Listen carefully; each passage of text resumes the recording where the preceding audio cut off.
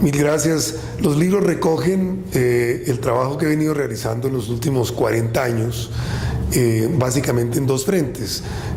Uno de los libros, Accompanied Self-Rehabilitation, recoge una experiencia de trabajo con enfermos mentales indigentes en una institución denominada Fongratá, donde se hizo un modelo de rehabilitación distinto al del hospital psiquiátrico asilar de tipo tradicional, donde realmente se aplicó un enfoque de recuperación para estas personas, donde se ensayaron técnicas utilizando básicamente el trabajo y el arte como herramientas de rehabilitación, y que mostraron realmente cómo ya el hospital psiquiátrico de tipo asilar, que existió por muchos años, ya no requiere, debería desaparecer y no se justifica. El otro libro es un libro que se titula Cartas imaginarias a Freud y otros ensayos, que recogen los trabajos que he escrito como psicoanalista a lo largo de estos 40 años.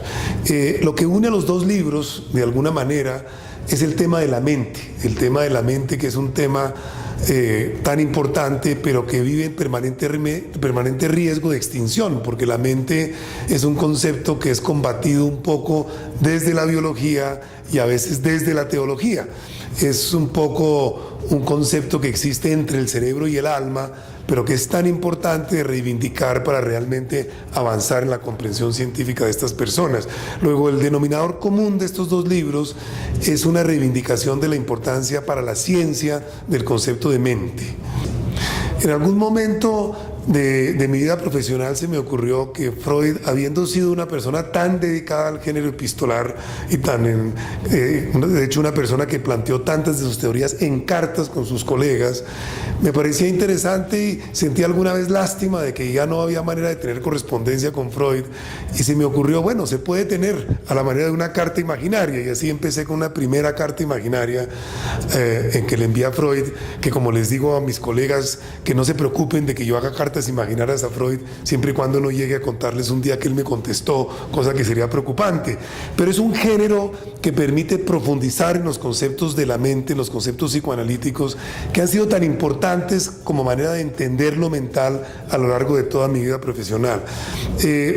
Me di cuenta que en este diálogo epistolar era la manera de discrepar con él, estar de acuerdo en ocasiones, discutir, pelear. De hecho, no es una reverencia a Freud, es una discusión con Freud, es un diálogo abierto en el que en algunos puntos estamos en desacuerdo, en otros de acuerdo, y inclusive he tenido la idea, quizás la realice en el futuro, de que alguien, ojalá no fuera yo, me diera una respuesta imaginaria a mis cartas a Freud, pero eso queda para el futuro. Claramente ambos se complementan. Pienso que esa es la importancia del lanzamiento simultáneo, porque ambos se complementan. No podrían existir el uno sin el otro. De hecho, fueron en un primer borrador un solo libro.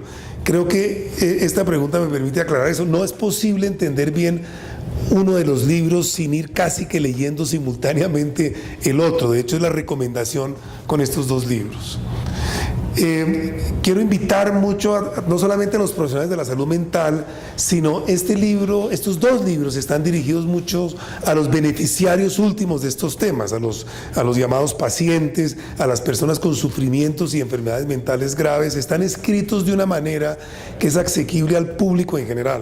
De hecho, es la intención, de hecho, es la invitación, y los libros contienen una filosofía que cambia el modelo tradicional del asilo para un nuevo enfoque de la enfermedad mental sin estigmas, realmente enfocado a la recuperación de las personas y no simplemente a la custodia de los pacientes como enfermedad mental, como ocurría anteriormente. Las dos personas que presentan hoy los libros son para mí motivo de mucho orgullo y de mucho agradecimiento. La profesora Courtney Harding, que presenta el libro sobre autoritación acompañada, es la persona pionera en lo que en psiquiatría se llama el enfoque de recuperación en salud mental, que es aquel enfoque que quiso ya abandonar esa antigua época psiquiátrica en que los pacientes morían en grandes asilos y habían unos pronósticos condenatorios en que era una enfermedad incurable. Courtney Harding mostró, primero con una serie de investigaciones y posteriormente en la práctica, cómo estas personas se pueden recuperar y que la razón por la que no se recuperaban antiguamente no era por la enfermedad misma, sino por el tratamiento. Era el tratamiento equivocado, axilar, el que hacía que estas personas no se recuperaran. Luego, que una persona de la autoridad en estos temas como Courtney Harding presente el libro sobre autorrealización acompañada es un motivo que a mí me honra profundamente. El caso del profesor Miguel Gutiérrez es una persona con la que compartimos un grupo de estudio acerca de estos temas de psicoanálisis y de la interacción entre el psicoanálisis y la enfermedad mental grave, cosa que no es tan frecuente. Se ha pensado que el psicoanálisis se aplicaba únicamente a otro tipo de enfermedades. Nosotros en nuestra experiencia, y el profesor Gutiérrez conoce también eso y ha sido muy pionero en ello, ve cómo las ideas psicoanalíticas, inclusive la técnica psicoanalítica, es aplicable a personas con graves enfermedades mentales. Y es también la primera vez que nosotros logramos aquí realmente tener un modelo que muestra que el psicoanálisis puede llegar a toda la población, y no solamente a toda la población, sino aún a la población claramente no beneficiada, como son los habitantes de calle, que son los beneficiarios de nuestro programa. Luego rompe un poco con esa idea elitista del psicoanálisis de que sería únicamente utilizable en personas con grandes recursos económicos.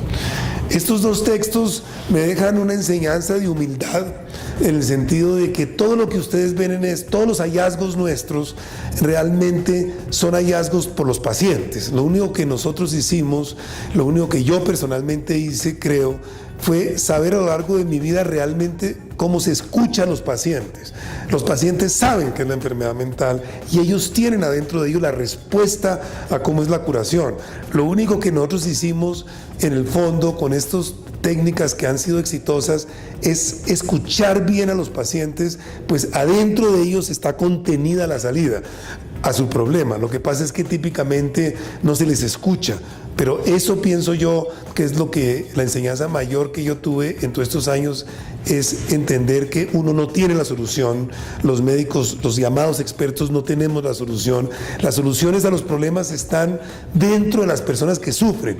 Lo único que tenemos que desarrollar nosotros es la capacidad de escuchar al que sufre, y él le da a uno la solución, y máximo lo que uno debe hacer es acompañarlos en ese proceso de recuperación.